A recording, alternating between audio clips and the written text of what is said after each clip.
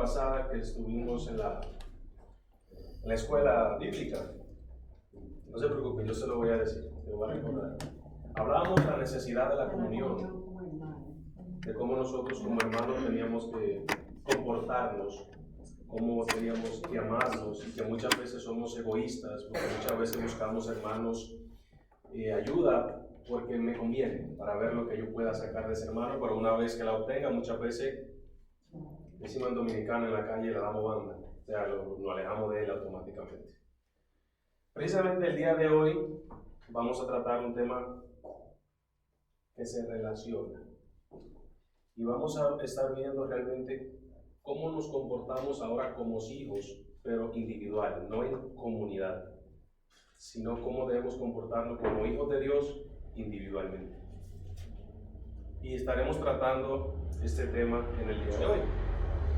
Y el título que le he puesto a la enseñanza es la siguiente: Hijos de Dios, la esperanza purificadora del regreso de Cristo. Hijos de Dios, la esperanza purificadora del regreso de Cristo. Y los textos que estaremos leyendo esta mañana para esta enseñanza es Primera de Juan, capítulo 3, los primeros 3 versículos. Primera de Juan, capítulo 3, los primeros 3 versículos. Pero antes quiero que oremos. Señor, te bendecimos, te glorificamos, te damos gloria, te damos honra, Padre. Te damos gracias por esta hermosa y gran oportunidad que tú nos das, Señor, de poder venir a la iglesia, Señor, a tu templo como iglesia para adorarte, para glorificarte, Señor. Te pido que nos dé, Señor, un espíritu alegre, una mente dispuesta, un corazón gozoso de escuchar tu palabra, Señor. Que tu palabra nos confronte, Señor, que tu palabra a la misma vez nos anime, nos dé ánimo, Señor, y nos haga entender realmente cómo estamos nosotros, cómo estamos caminando como hijos tuyos que somos, si somos tus hijos, Señor. Ayúdanos, Señor, cada día, y todo lo que vamos a hacer acá, que sea para tu honra, para tu gloria, Padre. En cuanto a mí, me encomiendo a ti, Señor, un hombre pecador, un hombre que comete errores, Señor, un hombre falible. Te voy a predicar una palabra infalible, Señor, inerrante. Que sea tu Espíritu Santo guiándome, Señor, que yo pueda exponer el texto fielmente, Señor, y que tú nos puedas hablar a través de tu palabra. En el nombre de Cristo Jesús oramos. Amén. Amén. Amén. Dice Primera de Juan, el apóstol Juan, capítulo 3, los primeros 3 versos. Se lo voy a leer en la Reina Valera. Dice: mirad cuán amor nos ha dado el Padre, para que seamos llamados hijos de Dios. Por esto el mundo no nos conoce, porque no le conoció a Él. Amados, ahora somos hijos de Dios, y aún no se ha manifestado lo que hemos de ser, pero sabemos que cuando Él se manifieste, seremos semejantes a Él, porque le veremos tal como Él es. Dice el verso 13: y todo aquel que tiene esta esperanza en Él, se purifica a sí mismo, así como Él es puro. Amén. A mí me encantan esos 3 versos de Primera Juan. Me encanta literalmente toda la carta. Esa es una de las cartas que yo más disfruto cuando la leo. Obviamente, para entender lo que Juan está hablando acá, hay que tomar brevemente el contexto. Aquí Juan está haciendo una defensa de la fe, una defensa de lo que creemos contra las falsas enseñanzas que se estaban levantando en este tiempo, que se habían levantado en este tiempo. Recordemos que el apóstol Juan fue el último apóstol en morir. Aquí le estaba anciano de la iglesia de Éfesos, aquella iglesia que fundó Pablo. Entonces, aquí vemos que se estaba levantando un movimiento que hoy llamamos a los gnósticos, pero que acá todavía no tenía ese nombre. Fue en el segundo siglo que se le dio como tal este nombre. Entonces, el apóstol Juan realmente está atacando esta doctrina. Y lo que me encanta de esta carta es que el apóstol Juan deja claramente quiénes son los hijos de Dios, cómo actúan, pero también quiénes son los hijos de Satanás y cómo actúan. Y hace ese contraste. Y es muy claro. La carta de Juan, de la primera de Juan, es muy clara. Y creo que siempre le he instado a que se la puedan leer y la puedan meditar, porque es hermosa. Esa carta es hermosa. Y precisamente hoy estaremos meditando en estos 3 versículos respecto a esa esperanza purificadora que tenemos como hijos de Dios en la segunda venida de nuestro Señor Jesucristo. Brevemente, tenemos que respondernos a una pregunta, porque ya Juan da por sentado aquí que los de la iglesia son hijos de Dios, y él lo llama hijos de Dios 2 veces. La pregunta es entonces, ¿qué es ser hijo de Dios? Antes de comenzar nuestra enseñanza, ¿qué es ser hijo de Dios? Interesantemente, el apóstol Pablo nos da la respuesta en el capítulo 8 de Romanos, versículo 14, y así lo dice: porque todos los que son guiados por el Espíritu de Dios, estos son hijos de Dios. ¿Quiénes son los hijos de Dios? Dice Pablo, todo aquel que es guiado por el Espíritu de Dios, estos, y lo deja muy claro, estos, los que son guiados, esos son hijos de Dios. Sinclair Ferguson, un escritor y un cristiano prominente, por así llamarlo, él escribe: la noción de que somos hijos de Dios, sus propios hijos, es la esencia de la vida cristiana. Si no somos hijos de Dios, pues no, literalmente no somos cristianos. Nuestra filiación divina es la cima de la creación y la meta de la redención. Y esto lo dice en su libro Hijos de Dios, Hijos del Dios Vivo, de Sinclair Ferguson, en las primeras páginas, precisamente en la página 5 y en la página 6. Entonces, la respuesta a esta pregunta, ¿quiénes son los hijos de Dios? O ¿quiénes somos los hijos de Dios? Todo aquello que tenemos el Espíritu de Dios, esos somos los hijos de Dios. Interesantemente, la palabra que usa Pablo en el versículo 15, que se lo voy a leer también, cuando él dice: pues no habéis recibido el espíritu de esclavitud para estar otra vez en el temor, sino que han recibido el espíritu de adopción. Esa palabra es la palabra huiopesais de griego. La palabra huios es hijo en griego, pero en esta palabra usa la palabra huiopesais, que literalmente significa hacer hijos. Dios nos hace sus hijos. Nosotros no nos convertimos en hijos de Dios por nuestra propia cuenta. Él nos hace sus hijos. Y por eso se traduce como adopción, adoptar. Él nos adopta, Él nos hace sus hijos. Pablo usa este término, obviamente, en la cultura romana del primer siglo, no tanto con los hebreos, no en la parte oriental, sino en la cultura romana, la palabra adopción era muy conocida. Y Pablo, como era romano, pues conocía la cultura y conocía todas estas palabras, y era un hombre muy letrado. Y solamente tenían este privilegio los varones de ser adoptados, no las hembras, en el primer siglo. ¿Y qué significaba ser adoptado por alguien? Por alguien, obviamente, aquel que tenía dinero era que podía adoptar. Aquellas personas que no tenían hijos y quería un heredero, pues buscaba una persona para que adoptarla, para dejarle la herencia, ya sea un niño, un joven, un adulto, una persona que él confiara. Pero lo interesante del caso es que cuando esa persona era adoptada, recibía privilegios. En primer lugar, si tenía deuda, le eran canceladas. Se convertía en hijo. Y es interesante que es lo mismo que hace Dios con nosotros. Nuestra deuda, ¿cuál era? Impagable. Era una deuda impagable. Él la toma. Ahora, el hecho de que tenga privilegio también tiene responsabilidades. No solo son privilegios. Porque ahora él tiene que cumplir con una serie de responsabilidades por ser hijo. Y es honrar a su padre. Es obedecer a su padre. Y nuestro padre, si somos hijos de Dios, es Dios. Si tenemos el Espíritu de Dios, somos hijos de Dios. Entonces, mis amados hermanos, teniendo esto brevemente, quise decirlo brevemente para que podamos entender un poquito de lo que Juan nos quiere decir en esta carta. Vamos a comenzar a desglosar estos 3 versículos, por así decirlo, no palabra por palabra, pero frase por frase.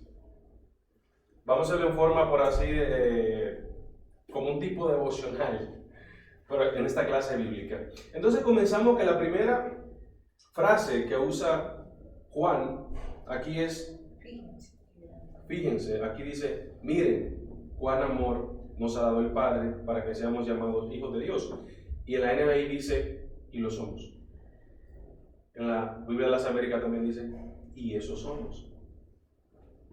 Entonces, en este verso 1, cuando el apóstol Juan dice, mirad o miren o fíjense cuán grande amor, realmente lo que él está diciendo, o sea, no es más que un simple imperativo que llame nuestra atención. No es simplemente sentir admiración, oh, cuán gran amor, no. Es una genuina exclamación de asombro con gratitud, porque el apóstol entendía que fue el mismo Dios que nos hizo hijos de él, y no que nosotros por nuestra cuenta. Cuando nosotros éramos enemigos de Dios, cuando no teníamos parte con Dios, el apóstol conocía todo eso, y por eso él dice, miren cuán gran amor. Es una expresión genuina de exclamación, de asombro, pero a la vez mezclado con gratitud, que el apóstol está haciendo acá. Se refiere a la cualidad del amor de Dios, al hecho de que es dado a aquellos que somos inmerecedores e indignos. Y por eso es que el apóstol está tan sorprendido, porque nosotros no éramos merecedores de este amor de Dios. Éramos merecedores de la justicia y la ira de Dios completa. Y por esto es este grito de gratitud. Nosotros leemos y decimos, mirad cuán amor nos ha dado el Padre. No. El apóstol está haciendo una exclamación desde el fondo de su corazón. Miren cuán amor nos ha dado el Padre. Con gratitud, porque es un don inmerecido que hemos recibido los indignos.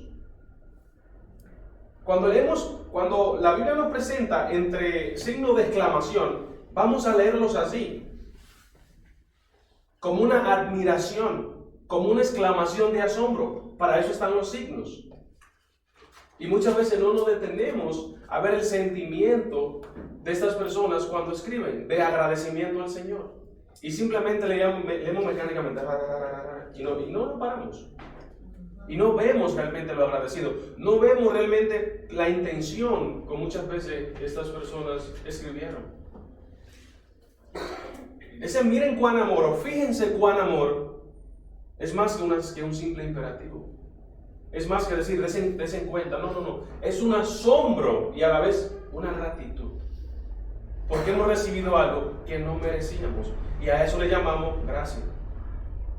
Porque por gracia somos salvos, dice el apóstol Pablo en Efesios.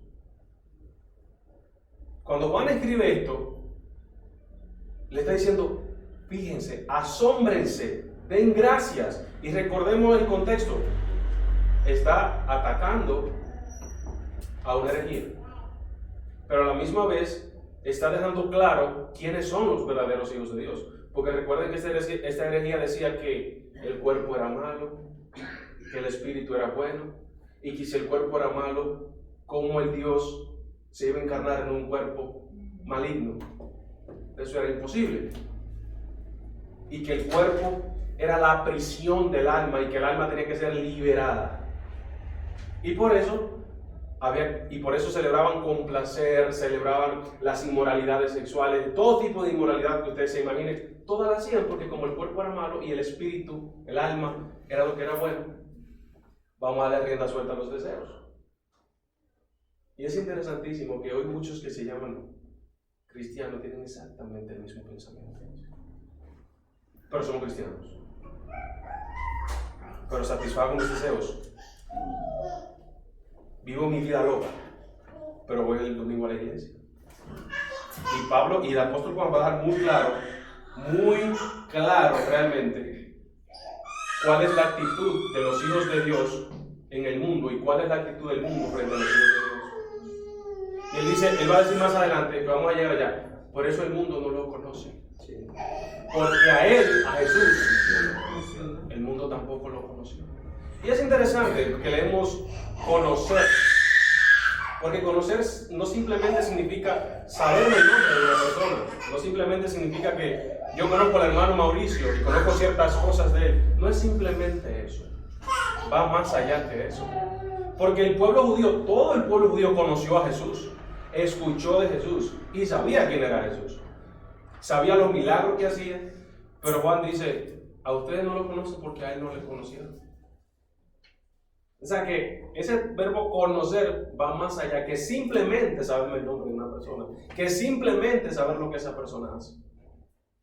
Y Juan nos lo va a dejar muy claro cuál es la actitud de los hijos de Dios frente al mundo y cuál es la actitud del mundo frente a los hijos de Dios. Eso lo vamos a seguir viendo adelante. Este amor, el cual el apóstol está expresando en el versículo 1, es una manifestación de la gracia de Dios, y lo más maravilloso, amados hermanos, de esto es que ha sido dada a los hombres. Lo más maravilloso de la gracia de Dios es que nos ha sido dada a través de Jesucristo. Y muchas veces nosotros literalmente no meditamos en esto, no nos ponemos a pensar en esto. Sabemos que por gracia fuimos salvos, sabemos que es a través de la obra de Cristo, pero eso lo sabemos teóricamente. Teóricamente sabemos todas esas cosas, pero muy pocas veces nos ponemos a meditarla y la profundidad que esto tiene y cómo esto debería impactar a nuestras vidas. Como cristianos, como hijos de Dios, si andamos, como dice Pablo, por el Espíritu. ¿Quiénes son los hijos de Dios? Todos aquellos que tienen el Espíritu de Dios, que son guiados. Estos son hijos de Dios. Juan especifica quién es que da su amor, y el texto claramente lo dice. Es Dios quien da su amor. Ese amor hacia nosotros en el Hijo. Lo admirable de este amor es que ha sido dado a nosotros y como resultado nos hemos convertido en hijos de Dios. Ese amor de Dios que ha sido dado a nosotros por el Padre a través del Hijo, y a través de ese sacrificio nosotros nos hemos convertido en hijos de Dios. Y por eso Juan está diciendo, asómbrense de eso, piensen en esto, fíjense el amor que nos ha dado el Padre, que nos ha hecho hijos de Dios. Juan está llevándolo a entender quiénes son los verdaderos hijos de Dios, por qué somos hijos de Dios, qué nos constituye hijos de Dios frente a una herejía que estaba negando totalmente la deidad de Cristo. Y déjenme decirle que Pablo se está enfrentando a esta misma situación en Colosenses. Por eso Pablo dijo, porque en él habita en Jesús toda la plenitud de Dios. Era exactamente la misma herejía, con años de diferencia. Porque en él, en Cristo, habita, no un poco, toda la plenitud de Dios. Pablo estaba diciendo, Jesús es Dios. ¿Ustedes creen que el cuerpo es malo? ¿Ustedes creen que solo el espíritu es bueno? No. Jesús en carne propia es Dios. Y es la misma herejía que el apóstol Juan está atacando acá. Esta herejía, los cristianos pelearon con ella durante los primeros 3 siglos de nuestra historia cristiana. 3 siglos. Los primeros 300 años, los cristianos pelearon contra esta herejía. Y el apóstol Juan no fue la excepción. Juan le quiere hacer entender que realmente somos hijos de Dios y somos guiados, que no nos dejemos engañar, que no se dejen engañar por como diría Pablo, por las falsas filosofías, el entendimiento hueco de los hombres, que muchas veces permeaban a la iglesia. Y déjenme decirle que suena muy cautivador estas falsas doctrinas. Tú la escuchas y dices, suenan bien. De verdad, suenan muy bonitas. Como te la presentan, suenan muy bonitas. Pero Juan está diciendo, eso no es la verdad. Eso no es lo que ustedes han creído, no lo que han creído ni lo que han escuchado de lo que nosotros le hemos predicado a ustedes. Entonces Juan está especificando acá quiénes son verdaderamente los hijos de Dios. No solo hemos sido llamados hijos de Dios, no solo se nos ha dicho que somos hijos de Dios, sino que en realidad lo somos. Y eso lo dice el primer versículo que estamos ahorita desglosando. Miren o fíjense cuán amor nos ha dado el Padre para que seamos llamados hijos de Dios, y lo somos. No solamente se nos ha llamado hijos de Dios, sino que lo somos. En realidad, o en otras palabras, Dios no nos hace una promesa que cumplirá más adelante, en un futuro. No es que se nos va a llamar hijos de Dios. No es que seremos hijos de Dios, sino que ya somos hijos de Dios. No es en un futuro que nosotros vamos a ser hijos de Dios. No es en un futuro que nosotros vamos a ser salvos. No es en un futuro que vamos a caminar con el Espíritu Santo. No, no. Es que ya lo estamos viviendo, dice Juan. Ya somos hijos de Dios. Ya tenemos el Espíritu Santo y por tanto debemos de andar guiados por el Espíritu Santo. No es que yo tengo que tener 50 años y después seré hijo de Dios. No es que tengo que hacer cosas, no, no. Dice el apóstol Juan, ya lo somos. Ya somos hijos de Dios. Y no es una promesa que va a cumplir más adelante. En realidad ya somos hijos de Dios, disfrutamos de todos los derechos y privilegios incluidos en nuestra adopción. ¿Recuerdan al principio cuando le dije que lo que entendían los romanos para adopción? Si teníamos deudas, eran canceladas. Ya disfrutaban del privilegio de ser hijos. Ya eran herederos de la fortuna del Padre, de aquel Padre que lo adoptó. Y muchas veces pasamos por alto esto, y Pablo nos lo repite en Efesios 1, versículo 3. Dios nos ha bendecido con toda bendición. Ya el pastor nos explicó ese texto, pero se nos olvida. Se nos olvida. Nosotros estamos disfrutando, mis amados hermanos, de todos los derechos y privilegios incluidos en nuestra adopción, porque hemos llegado a conocer a Dios como Padre. Hemos sido adoptados por Dios y por eso ya somos hijos de Dios. No seremos en un futuro, ya lo somos. Por medio de Jesucristo recibimos el amor del Padre y somos llamados hijos de Dios. Mis amados hermanos, qué gran honor. Qué gran honor que Dios nos haya llamado hijos suyos y nos da la certeza de que por ser sus hijos no seremos, sino que somos herederos y coherederos juntamente con Cristo. La Biblia no dice que seremos, dice que ya somos herederos y coherederos con Cristo. Y esto lo vemos en el mismo capítulo 8 de Romanos, donde el apóstol Pablo comienza a hablar aquí que vivamos conforme al Espíritu Santo. Entonces sigue diciendo en el mismo versículo 1, en la parte B, dice: por esto el mundo no nos conoce, porque no le conoció a Él.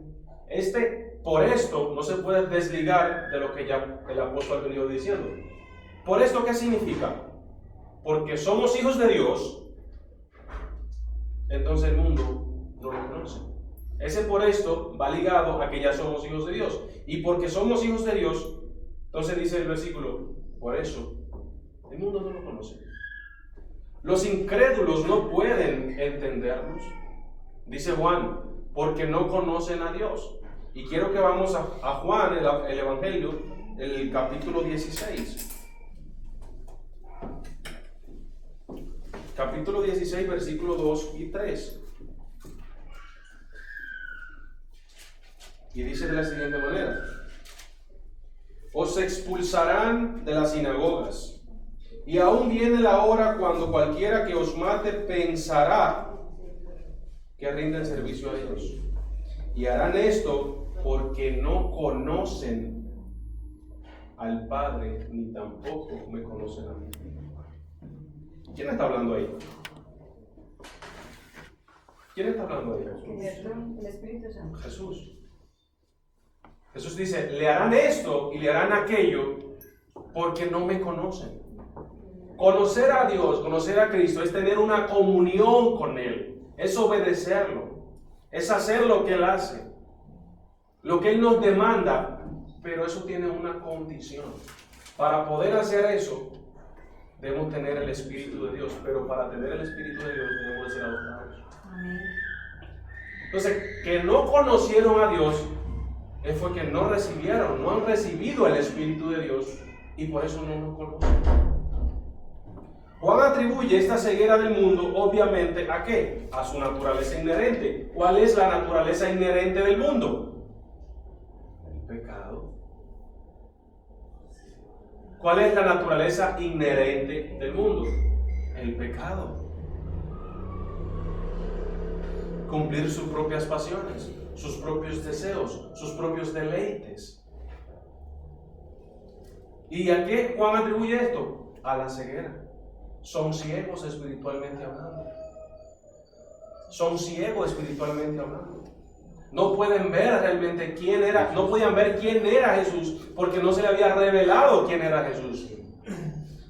Mis hermanos, a ti y a mí ya se nos reveló quién es Jesús a través del Espíritu Santo. Ya somos hijos de Dios, no por nuestros méritos, no por nuestra cuenta, sino por el mismo Padre que nos eligió y nos adoptó como hijos. Vivamos como tales. Jesús ya le estaba diciendo de antemano lo que iba a pasar por ellos, a causa de él. Iban a ser maltratados y lo fueron.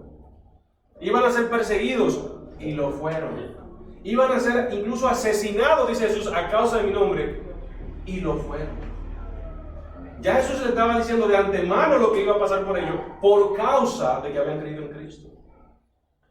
Por causa de que el mundo no le conocía a Él, no le recibió. El mundo no le recibió como Padre, como no le recibió como el Hijo de Dios, perdón. Y por eso Juan dice, en el mismo capítulo 1 dice, mas a aquellos, a los que le recibieron, le dio la potestad de ser hechos hijos de Dios. Pero el verso anterior dice, a los suyos vino y los suyos lo rechazaron. Mis hermanos, qué gran honor que nosotros podamos ser llamados hijos de Dios y muchas veces en tan poco estima que tenemos esas cosas. Mis hermanos, ser hijo de Dios no es cualquier cosa. Ser hijo de Dios tampoco es cualquiera que es hijo de Dios. Y nosotros muchas veces despreciamos el ser hijos de Dios. No recuerdo en la historia si fue a John Knox que la reina de Inglaterra le quería dar un puesto del gobierno en su ¿cómo se llama esta parte? Ministerio. Exacto, el ministerio, lo que llaman ministerio. Y John Knox dijo, yo no me voy a rebajar. Ya yo tengo el privilegio más grande del mundo. Yo soy predicador del evangelio. Ojo, la reina. Y dijo, yo no me voy a rebajar a eso. Ya yo soy predicador de la palabra. Muchas veces el ser hijo de Dios es lo que más poco tenemos. Cuando es lo más importante de nuestras vidas.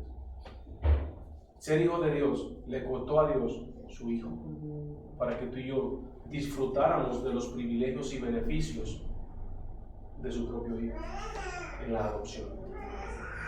Y muchas veces ni siquiera pensamos en estas cosas, ni siquiera se nos pasan por la cabeza. Entonces, mis amados hermanos, el mundo no nos reconoce porque nunca nos reconoció a Él. Sencillo. Y porque el mundo no lo reconoció a Él, dice Jesús, serán maltratados, porque a Él lo maltrataron. Pero también le dijo, confiad en mí, porque ya yo he vencido el mundo. Los que estamos en Cristo somos los únicos que vamos a vencer el mundo. Vamos a vencer el pecado. Vamos a vencer todas estas maldades, porque estamos guardados en Él. No es porque nosotros seamos inteligentes, no es porque nosotros tenemos la fuerza para hacerlo, es porque estamos guardados en Él.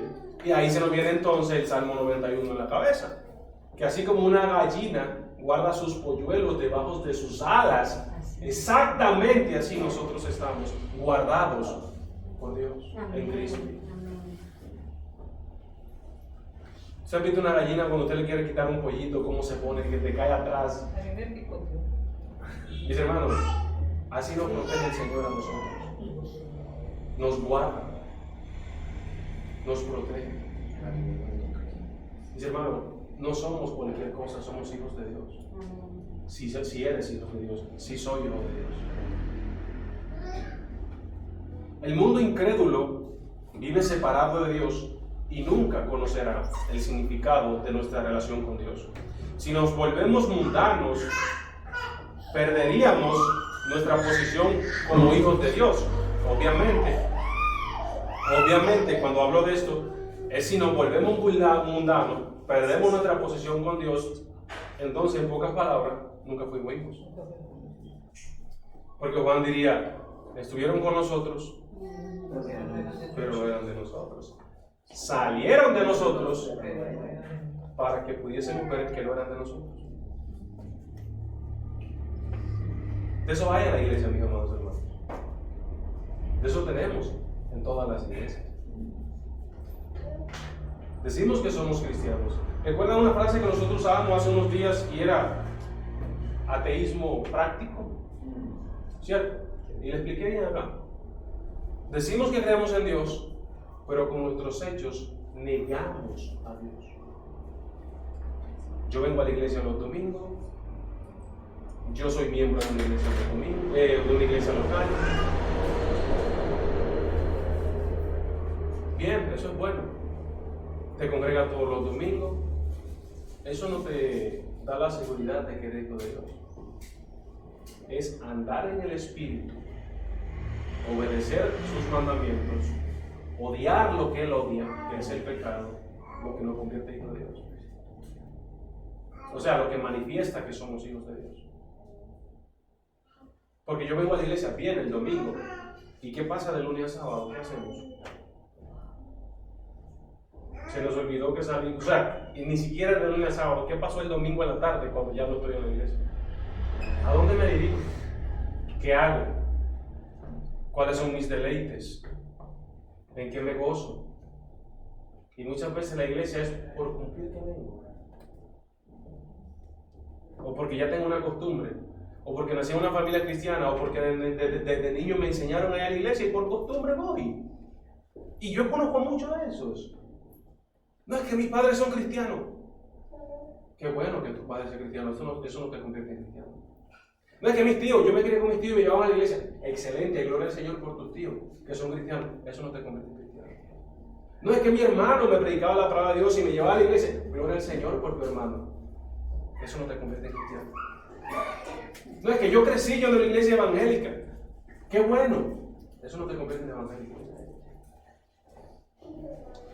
Nada de eso nos convierte en cristiano. Si eso se heredara, aquí, este que están viendo aquí fuera ateo, porque mi papá no cree en Dios.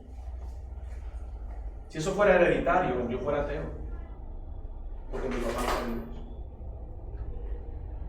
Por eso se le dice, esto no es de quien quiere. Y Jesús y el mismo Dios dijo, tendré misericordia y el que yo quiera tener misericordia. Esto no depende de ti, ni depende de mí. A Jacob amé, mas a Esaú aborrecí.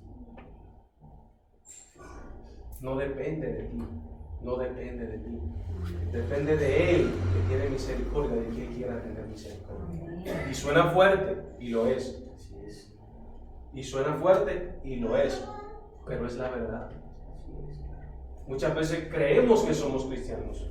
Nos imaginamos. Deja de engañarte. Deja de engañarte. Si no estás haciendo lo que Dios nos manda hacer, si no estás cumpliendo sus mandamientos, si no te da pesar el pecar, si te deleitas, si te deleitan en ir a otros eventos, a otras cosas, a un partido de fútbol, al cine, lo que sea, si eso te da más deleite que venir a la iglesia, no te engañes. No te engañes. Yo no voy a decir, como dije una vez, yo no voy a decir, no eres cristiano, pero puedo dudar de tu cristianismo. Porque estás haciendo todo lo contrario que tu padre te está mandando a hacer. Y todos somos hijos de Dios. Esa es una mentira que nos han enseñado desde pequeños. No todos somos hijos de Dios. Todos somos creados por Dios. Y es cierto, pero no todos somos hijos de Dios. A aquellos, dice Juan, a aquellos que le recibieron. Él, Dios, le dio la potestad de ser hechos hijos de Dios. Pero ¿quién le dio ese derecho de ser su hijo? De ser que nosotros fuésemos sus hijos. Dios, no nosotros. Porque eso no depende de nosotros, mis amados hermanos. Dice el verso 2, amados, ahora vuelve, somos hijos de Dios y aún no se ha manifestado lo que hemos de ser. Pero sabemos que cuando Él, Jesús, se manifieste, seremos semejantes a Él, porque le veremos tal como Él es. En principio somos hijos de Dios, verso 1, ya lo vimos, que carecen en este momento de la perfección a causa del pecado. Pero lo que existe ahora, en principio, llegará a ser una realidad plena en el futuro. Por eso dice el apóstol, cuando Él venga. Pero lo que existe ahora, por consiguiente, Juan hace notar que lo que seremos no se ha manifestado aún. Vale decir que Dios no solo ha comenzado su maravillosa obra en nosotros, obra que a su debido tiempo Él llevará a su consumación. Y aquí pensamos en Filipenses 1:6, mas aquel que comenzó la buena obra en nosotros, la perfeccionará. Todavía no somos perfectos. Todavía no lo somos, pero eso no significa que no seamos hijos de Dios. No es que seremos cuando Jesucristo venga por segunda vez, no. Ya somos, y cuando Jesús venga va a buscar, precisamente viene a buscar a esos que son hijos de Dios. Y va a reunir a sus polluelos como la gallina reúne a sus polluelos. Todavía no somos perfectos, pero lo seremos cuando Él se manifieste. Y esto solamente no lo dice el apóstol Juan, sino también el apóstol Pablo. Dice el apóstol Pablo en 2 Corintios 3:18, y nosotros que con rostros descubiertos reflejamos todos la gloria del Señor, vamos siendo transformados a su semejanza con una gloria creciente. Dice Filipenses 3:21 del apóstol Pablo, Jesucristo transformará nuestros humildes cuerpos de modo tal que serán como su cuerpo glorioso. Dice Colosenses 3:4, cuando Cristo, que es vuestra vida, aparezca, entonces vosotros también aparecerán con Él en gloria. Toda la Biblia nos dice esta verdad, de que seremos transformados cuando Cristo venga. Pero mientras tanto vamos siendo conformados a la imagen del Hijo. Y aquí nos lleva a pensar una pregunta súper importante que nosotros nos hacemos. ¿Cuál es el propósito nuestro en la vida? Que muchas personas, y un montón de cristianos no la tienen clara. Mi hermano, nuestro propósito en la vida no es ser feliz. Nuestro propósito en la vida no es alcanzar lo que yo quiero alcanzar. Nuestro propósito en la vida no es tener todo lo que yo quiero tener. Nuestro propósito en la vida no es que yo quiero tener una familia, y todo eso está bonito y está bien. Pero mis hermanos, eso no es el propósito tuyo y mío. Mi propósito no es darle rienda suelta a mis pensamientos. Mi propósito en la vida no es de gozarme de todas cosas yo pueda gozarme en la tierra. Ese no es nuestro propósito. ¿Quieren saber cuál es nuestro propósito? Interesantemente, la Biblia da un versículo clave para eso. Y se encuentra en el mismo capítulo 8 que ya leímos de Romanos, en el versículo 29. Y se lo voy a leer. Ahí dice el propósito, mis amados hermanos, de nosotros como cristianos. Y dice lo siguiente, 8:29, dice lo siguiente. Porque a los que antes conoció, también los predestinó. Y aquí viene propósito, propósito. A los que antes, ¿qué primero? También los que predestinó. ¿Quiénes son esos? ¿A quiénes son los que Él predestinó? A sus hijos. ¿Para qué hagan qué? Dice el texto. Para, propósito, que fuesen hechos conformes a la imagen de su Hijo, para que Él sea el primogénito entre muchos hermanos. secreto de Dios. Mis hermanos, tu propósito en la vida, mi propósito en la vida, es parecernos cada día más a Cristo. Ser imagen de Cristo. Es parecernos cada día más a Cristo. Si tú quieres encontrar la respuesta a esa pregunta, Romanos 8:29 te la contesta. No hay que ser filosófico, teólogo, no. Simplemente tenemos que leer la Biblia. Y hacer esto, cuando lo demostramos, entonces podemos mostrar que somos hijos de Dios. Mis amados hermanos, los hijos de Dios andamos en el Espíritu. Odiamos lo que Dios odia, pero nos regocijamos en lo que amamos.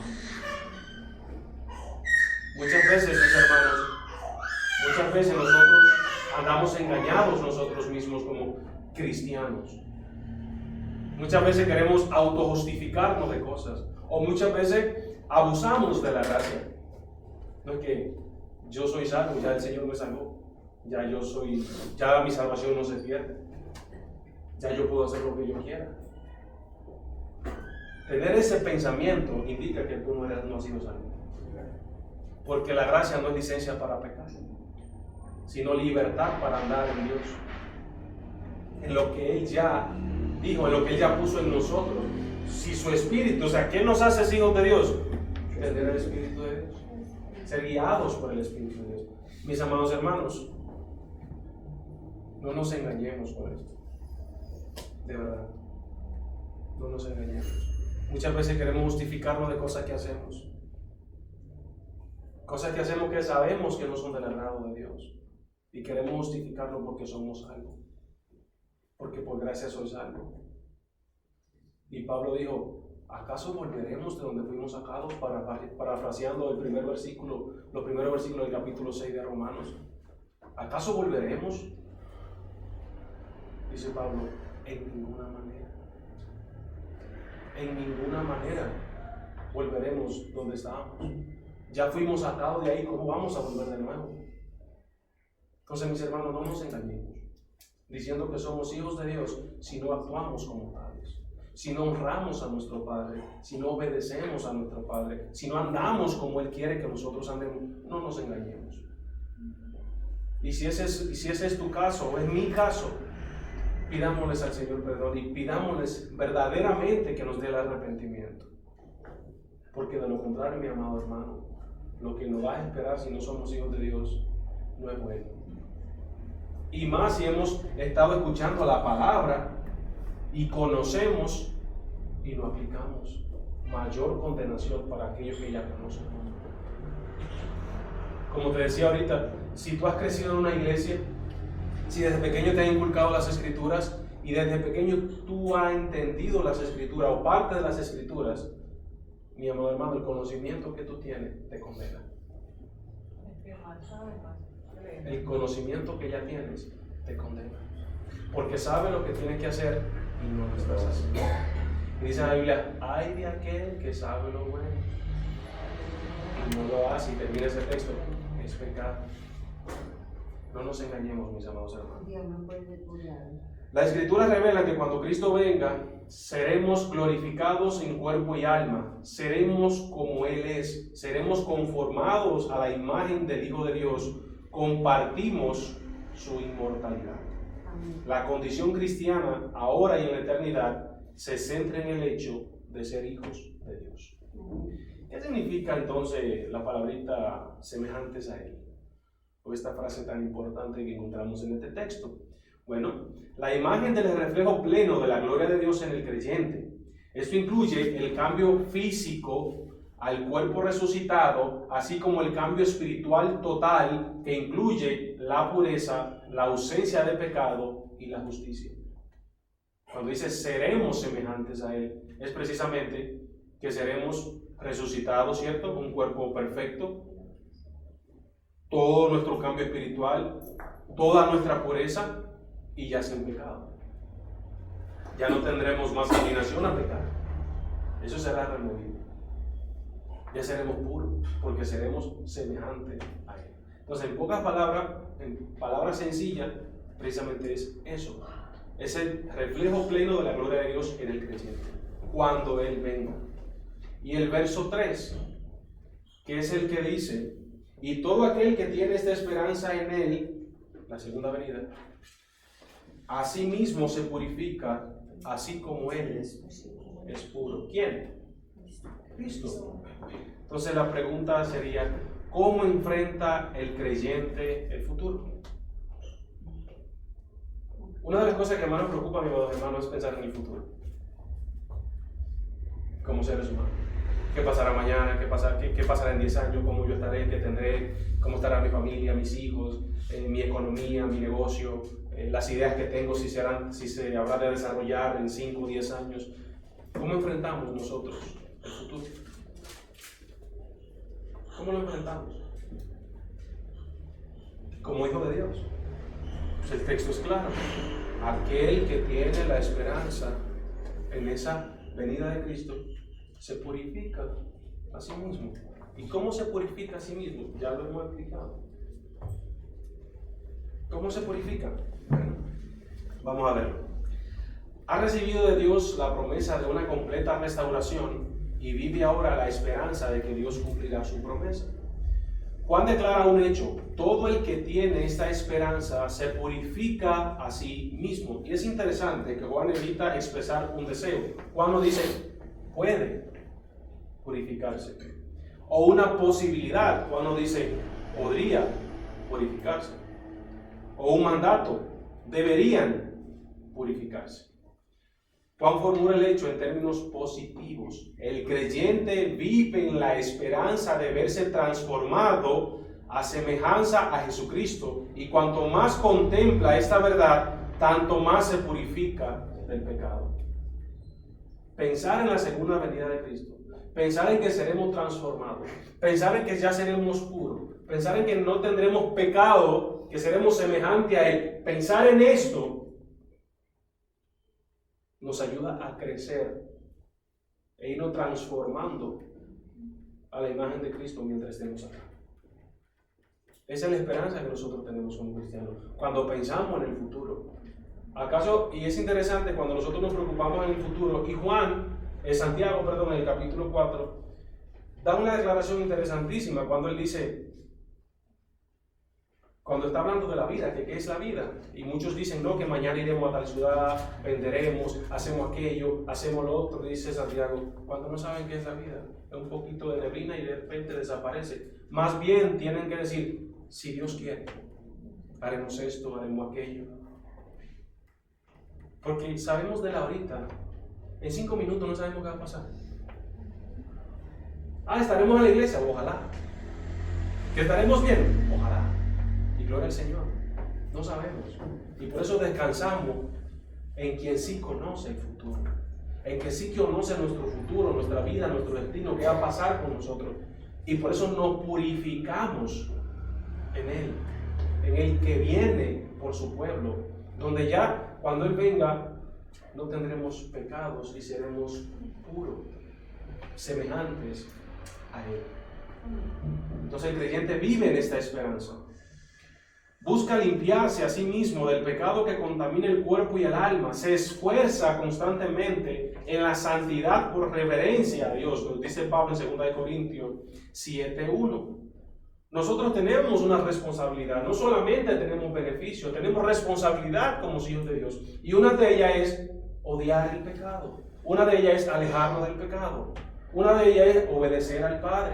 Obedecerlo, honrarlo porque es nuestro Padre, porque nos adoptó, porque nos quitó la deuda que teníamos, porque nos hizo sus hijos. Y si ya andamos en el Espíritu, seremos guiados por el Espíritu. Y el Espíritu no nos va a guiar en contra de lo que el Padre ya dijo. Es al contrario, nos va a guiar a Él. Y nosotros tenemos una lucha constante. Y la Biblia nos deja eso claramente, que nosotros tenemos una lucha constante todos los días. Y por eso el apóstol nos manda a revestirnos de toda la armadura de Dios. Dice, para cuando venga el día malo, estén firmes. Pero es en el poder del Padre, no en nosotros, no en nuestras fuerzas. Me encanta cómo esa perícope empieza, esa parte, esa porción de las escrituras de la armadura de Dios comienza fortalecido en el poder. ¿De quién? Del Señor. Y después comienza vestido de toda la armadura de Dios, esto y esto y esto. Porque es en Él. Y termina diciendo, orando con toda súplica en todo tiempo. No es en nuestro poder que está la fuerza, mis amados hermanos. Es en el poder de Dios. Es en el poder de Dios que tenemos toda la armadura de Dios. Y solamente en el poder de Dios es que podemos perseverar. Dice Burnham en su libro El cristiano con toda la armadura de Dios, que por un juego de palabras, Adán tenía toda la armadura de Dios. Adán era perfecto. Adán no había pecado. Y dice Burnham en el libro El cristiano con toda la armadura de Dios, pero en un juego de palabras, el diablo no cayó. ¿Y cuán bajo cayó Adán? Ojo, Adán era perfecto. Adán no había pecado. ¿Cuánto más tú y yo, que nacimos ya con esa naturaleza pecaminosa, necesitamos esta armadura de Dios? Y esa es una lucha constante, mis amados hermanos. Entonces, así como Él es puro, en los capítulos predecedentes, Juan ha escrito que si tenemos comunión con Jesús, Él nos limpia del pecado por medio de su sangre. Y que si declaramos que tenemos comunión con Él, debemos andar como Jesús anduvo. Y eso lo dice el capítulo 2, versículo 6. Y es interesante que el ejemplo, el estándar que pone Juan es Cristo. Él no pone a otra persona como ejemplo. Es Cristo. Debemos andar, dice Juan, si tenemos comunión con Él, si declaramos que tenemos comunión con Él, debemos de andar como Él anduvo. ¿Quién? Jesús. Tú quieres un estándar, tú quieres compararte con alguien, compárate con Cristo. Y siempre tendrá algo que cambiar en tu vida. Siempre habrá algo que cambiar en tu vida si te comparas con Él, porque Él es perfecto, porque Él es puro. Y ese es el estándar. Mis hermanos, si somos hijos de Dios, debemos caminar cada día en parecernos a su Hijo. Ser transformados a la imagen de su Hijo. Eso fue lo que vimos en Romanos 8:29. Juan enfatiza la pureza moral que todo creyente debe demostrar por medio de una vida en santidad. Juan indica cuál ha de ser la medida. Así como Cristo es puro, así también los creyentes deben ser puros. Y para terminar, mis amados hermanos, ¿cómo podemos alcanzar esa pureza del alma que habla la Biblia? Para responder esta pregunta. En Job 14:4, Job se pregunta, ¿quién hará limpio al inmundo? Y el mismo Job responde, nadie. Y en un tono similar el profeta Jeremías se pregunta, ¿mudará el etíope su piel y el leopardo sus manchas? Así también podréis vosotros hacer el bien estando habituados a hacer el mal. Jeremías 13:23. Pero ni Job ni Jeremías fueron tan directos como el Señor Jesucristo en Mateo 12:34, cuando le dice a los fariseos, generación de víboras, ¿cómo podéis hablar de lo bueno siendo malos? No podemos esperar que una víbora actúe como un cordero, a menos que sea transformada en un cordero. ¿Y cómo se puede hacer esto? ¿Cómo podemos transformarnos? O sea, ¿cómo ha sido transformado de una víbora a un cordero? ¿Cómo podemos hacer que una serpiente se convierta en una oveja? Bueno, Primera de Pedro 1:22 nos da la respuesta. Dice, habiendo purificado vuestras o nuestras o sus almas por la obediencia a la verdad, mediante o a través del Espíritu. Primera de Pedro 1:22. Hemos sido purificados nuestras almas, o sea, habiendo purificado nuestras almas por la obediencia de la verdad. ¿Recuerdan cómo empezamos el texto? Si somos hijos de Dios, tenemos el Espíritu de Dios y somos guiados por Él. Y Pedro dice, mediante el Espíritu, en la obediencia a la verdad. ¿Cuál verdad? ¿Qué verdad? Esta. La Biblia, que es la palabra de Dios. Cuando comparamos los versos 23 y 25, la purificación que Pedro representa aquí es la obra del Espíritu Santo en nosotros, usando como instrumento la verdad de Dios revelada en su palabra. Pablo dice en Tito 3:5, que el Señor nos salvó no por obras de justicia que nosotros hubiésemos hecho, sino por misericordia en el lavamiento de la regeneración, por la renovación del Espíritu Santo. La Biblia es muy enfática en este tema. Mis amados hermanos, no podemos ser hijos de Dios si no tenemos el Espíritu de Dios en nuestras vidas. Solo el Espíritu Santo puede efectuar una obra de esa magnitud en nuestro ser interior. Y Él lo hace usando únicamente su palabra como un instrumento. Y mi pregunta es la siguiente: ¿cómo está tu vida espiritual? Si te dices ser hijo de Dios, ¿cómo estás actuando? ¿Cómo te estás purificando? ¿Cómo estás luchando contra el pecado? ¿Cómo estás luchando contra las inmoralidades? ¿Cómo estás luchando con esos deseos, con lo que yo quiero hacer? ¿Cómo estamos luchando? ¿Qué estamos haciendo para crecer espiritualmente? ¿O nos estamos dando a nuestros deseos lo que yo quiero hacer, eso hago? Lo que pienso, lo hago y no me interesa lo que la Biblia diga.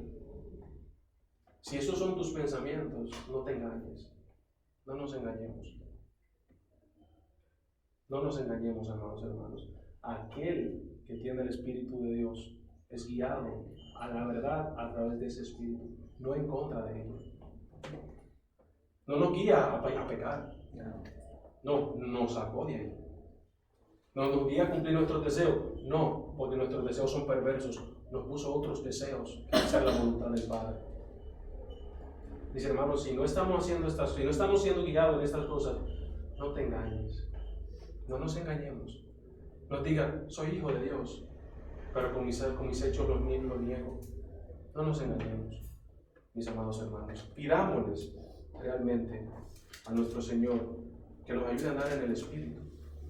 Y para terminar, termino con otro verso en 1 Juan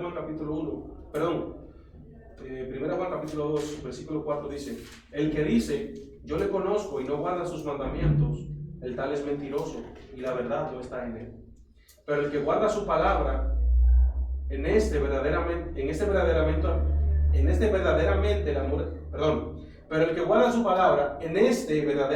el amor de Dios se ha perfeccionado. Por esto sabemos que estamos en él. El que dice que permanece en él debe andar como él anduvo.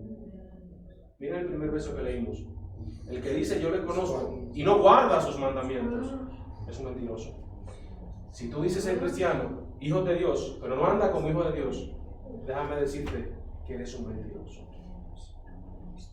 No eres hijo de Dios. Si no te comportas como un hijo de Dios, eres un mentiroso y no eres hijo de Dios. Si no guardas los mandamientos, no eres hijo de Dios.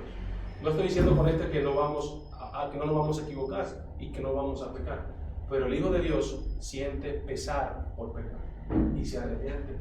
Muchos a veces nos deleitamos en pecar, nos deleitamos en hacer las cosas que no le agradan a Dios y decimos, somos hijos de Dios, cantamos en la iglesia, nos alegramos en la iglesia. Mis amados hermanos, cuán hipócritas somos. Cuán hipócritas somos.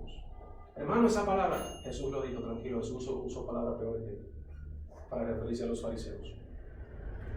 Y muchas veces somos exactamente eso que Jesús le dijo a los fariseos, sepulcros blanqueados. Por fuera parecemos el cristiano más santo, pero somos el mismo demonio por dentro. Pidámosle al Señor un verdadero arrepentimiento y que podamos gozarlo en Él y que podamos andar en el Espíritu. Dios nos bendiga, amados hermanos, oremos. Señor, te bendecimos, te glorificamos, te damos gloria, Padre. Te honramos, te damos gracias por tu palabra, Señor. Que ella es la que nos confronta, Señor, la que nos anima, la que nos enseña cómo debemos andar si somos tus hijos, Padre. Padre, perdónanos porque muchas veces ignoramos estas cosas y actuamos según nuestra voluntad. Te pedimos perdón, Señor, en este día. Padre, si alguno no ha recibido, Señor, aún tu arrepentimiento, dale el don del arrepentimiento, Señor. Ayúdanos, Señor, a creer verdaderamente. Y no nos ayudes, Señor, a autoengañarnos como muchas veces lo hacemos. Perdónanos, Señor. Tu palabra es muy clara y nos dice cómo debemos actuar tus hijos y cómo actúan tus enemigos. Y muchas veces decimos ser tus hijos, pero actuamos como tus enemigos, Señor. Ayúdanos a actuar como tus verdaderos hijos, a imitar a tu Hijo amado Jesucristo, nuestro Salvador. Recibe toda gloria y toda honra. En el nombre de Cristo Jesús oramos. Amén. Amén. Y amén.